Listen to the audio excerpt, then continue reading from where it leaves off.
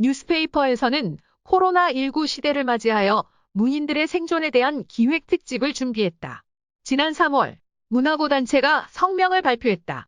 성명서의 내용은 정부의 추가 경정 예산 편성 및 문화예술진흥기금 운용 계획에서 문학 분야가 소외되고 있다는 것으로 문학에 대한 지원과 정부의 관심을 요구했다.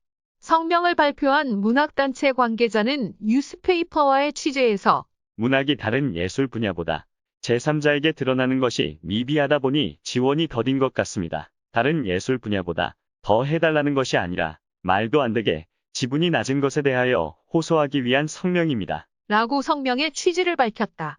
성명에서 찾아볼 수 있듯이 문화체육관광부가 지금까지 발표한 추가 경정 예산에서 문학계의 모습은 찾아보기가 어렵다. 문화체육관광부가 지난 3월 발표한 1차 추가 경정 예산에 따르면 공연 분야에 40억 3,500만 원, 콘텐츠 분야에 36억 3천만 원의 예산을 편성하는 등 전체적으로 공연 예술과 수출 콘텐츠에 집중한 것으로 보인다. 또한 작년 7월에 발표한 3차 추가 경정 예산의 경우 공연, 미술관, 박물관, 영화를 대상으로 할인 소비 쿠폰을 제공하고 온라인 미디어 예술 활동에 149억 원을, 공공미술 프로젝트에 759억 원을 지원하는 등 문화예술을 지원했다. 이때 예술인 창작준비금 지원 사업에는 99억 원이 투입되었지만 문학 분야에 한정된 것이 아닌 음악, 미술 등 다양한 분야를 포함하는 사업이기에 사실상 문학에 대한 지원은 거의 없다고 볼 수 있다.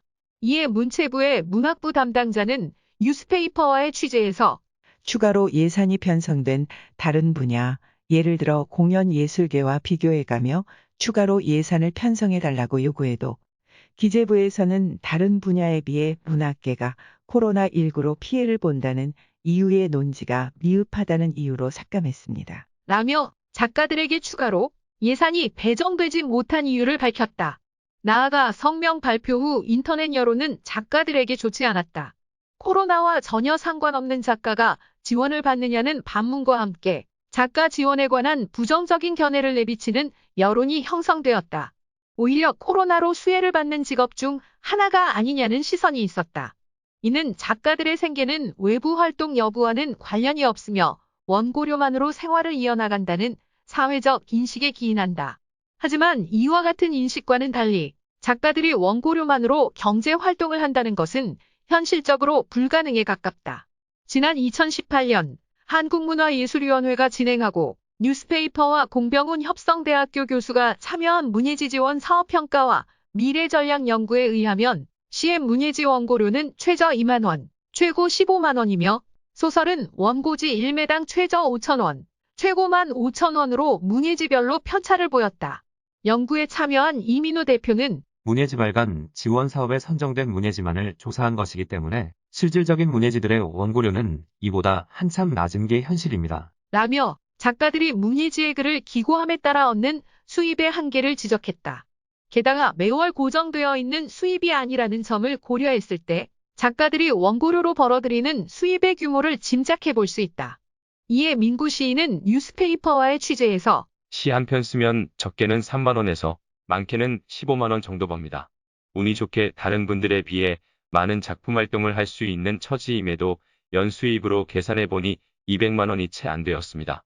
이는 문화체육관광부가 산출한 예술인 연평균 소득인 1281만 원의 6분의 1에도 못 미치는 액수입니다. 라고 말하며 원고료만으로 생계를 유지하기 어려운 지점을 다시 한번 강조했다.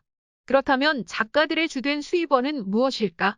소설가 이상권은 뉴스페이퍼와의 통화에서 작가는 책 수입만으로는 생활이 불가능하므로 강연 수입이 중요한데 소득의 다수를 차지하는 오프라인 강연이 거의 다 사라졌기 때문에 그게 가장 타격이 컸습니다. 라고 말했다. 아울러 한국문화예술위원회가 시행한 코로나19 대응 예술 현장의 위기인식 실태조사에 따르면 코로나19로 인해 창작 및 생계에 곤란을 느끼고 있다고 응답한 작가는 65%였다. 이 중 64.3%는 이벤트성 행사의 취소 및 연기를 가장 큰 피해의 양상으로 꼽았고 39.1%는 겸업활동 중단을 두 번째 양상으로 꼽았다.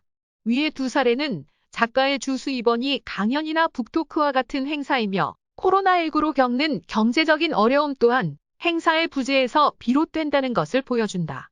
그러나 5인 이상 집합금지 이후 행사의 주관 및 주최를 맡아왔던 서점들은 행사를 진행하지 못하게 되었고, 작가들은 주 수입원이었던 강연과 북토크가 취소되거나 무기한으로 미뤄지는 상황을 겪어야만 했다. 이제껏 정부가 마련한 프리랜서 재난지원금을 살펴보면 작년 한 달 수입이 50만 원 이상이어야 한다는 자격 요건을 가진다. 이때 영세한 서점의 경우 행사 운영에 대한 세금 신고를 하지 않는 경우가 많아 작가의 수입이 제대로 측정되지 않고 있다는 것도 문제이다. 서울에서 작은 서점을 운영하는 A씨는 거마비 행사 초대 비용으로 15만 원에서 30만 원 드리는 것이 전부인 상황에서 세금을 떼고 주겠다고 말하는 것은 부담이 됩니다. 현실적으로 정부나 단체의 지원을 받아 진행되는 행사가 아니라면 떼지 않는 것이 보편적입니다. 라고 말했다. 이로써 작가들은 프리랜서 지원금 대상에서도 제외된다. 이처럼 작가가 원고료로 생활하는 것은 소위 잘 나가는 작가가 아닌 이상 불가능하다. 소설가 이상권은 코로나 이후 작가들 사이에서 빈익빈부익부 현상이 극심해지는 것 같습니다. 라며 꾸준히 작품 활동을 해오던 작가들의 생계가 점점 더 어려워지고 있다는 우려를 표했다. 코로나19가 장기화되고 있는 현 상황에서 작가 지원의 기준을 다시 생각해봐야 할 지점이다. 뉴스페이퍼는 코로나 문제에 대한 상세한 목소리를 듣기 위하여 아래의 작가들과 인터뷰를 진행했다. 기사는 순차적으로 업로드된다.